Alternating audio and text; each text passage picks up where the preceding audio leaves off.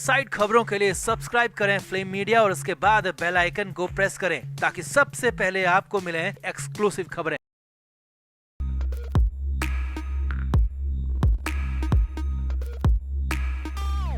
महाराष्ट्र से एक खबर है, मुंबई से बड़ी खबर आ रही है क्योंकि उद्धव ठाकरे ने अपनी पार्टी महाराष्ट्र में शिवसेना यूबीटी की अचानक बैठक बुला ली और इस बैठक के दौरान ही नया फरमान, नया आदेश जारी कर दिया। और ये नहीं, खबर तो यहाँ तक है कि मीटिंग के दौरान ही शरद पवार का भी फोन आया था, मगर उद्धव ठाकरे ने फोन उठाया नहीं और साफ साफ कांग्रेस को भी ठेंगा दिखा दिया गया और एक ही रात में बहुत कुछ बदल गया, एक ही रात में बहुत कुछ बड़े फैसले हो गए। तो क्या वाकई में उद्धव ठाकरे अब एकला चलो रे की कहानी दिखाते जा रहे हैं? तो क्या हुआ अचानक, रात में क्यों बुलाई गई बैठक, सब आपको बताते हैं। आप भी इस वीडियो को शेयर करें और कमेंट करके अपनी राय जरूर दें। तो बुधवार की शाम को मुंबई में बहुत कुछ हुआ। अचानक उद्धव ठाकरे ने अपनी पार्टी की बैठक बुलाई और अचानक बहुत कुछ बड़े फैसले लिए, क्योंकि इससे ठीक पहले बुधवार की शाम को ही बड़ा धमाका मुंबई में सियासी वाला हुआ था। अब पहले ये समझिए कि बुधवार की शाम क्या सियासी धमाका हुआ, उसके बाद बताएंगे कि इसका असर क्या होने वाला है।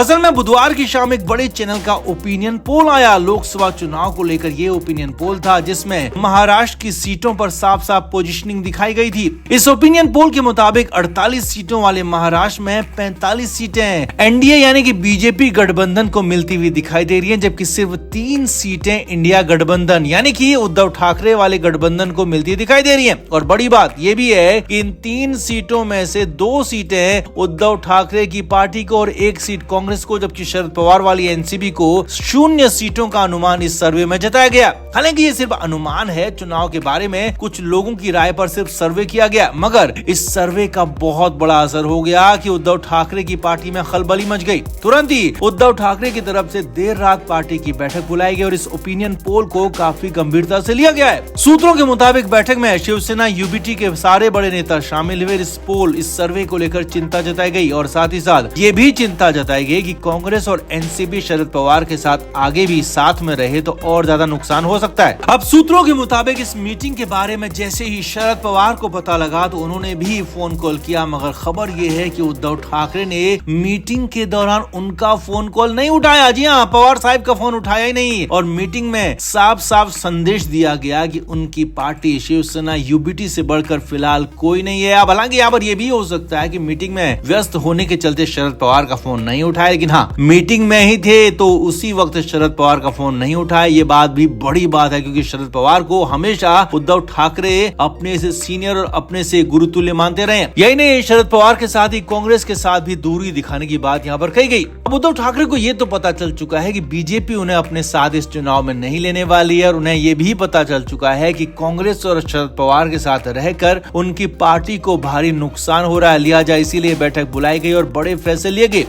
अब सूत्रों के मुताबिक इसी बैठक में उद्धव ठाकरे ने फरमान सुनाया कि उनके अगले आदेश तक कांग्रेस और शरद पवार के साथ कोई बातचीत किसी भी लेवल पर नहीं होगी, कोई भी बयान नहीं जारी करेगा, कोई भी बयानबाजी इस मामलों पर नहीं करेगा। यानी कि ना ही सीट शेयरिंग को लेकर कोई बात होगी, न ही कैंपेनिंग को लेकर कोई बात होगी और ना ही एक दूसरे के बयानों पर कोई दूसरा बयान दिया जाएगा। और इतना नहीं, बहुत जल्द, जी हाँ बहुत जल्द उद्धव ठाकरे की पार्टी अकेले चुनाव लड़ने का भी फैसला ले सकती है। जी हाँ, ये भी संभावना भी रही है क्योंकि रात को इस बैठक में बहुत कुछ हुआ, एक ही रात में बहुत कुछ बदल गया। एक सर्वे के आने के बाद महाराष्ट्र में और खास तौर पर उद्धव ठाकरे की पार्टी में खलबली मच गई। एक सर्वे ने बहुत कुछ बदल दिया।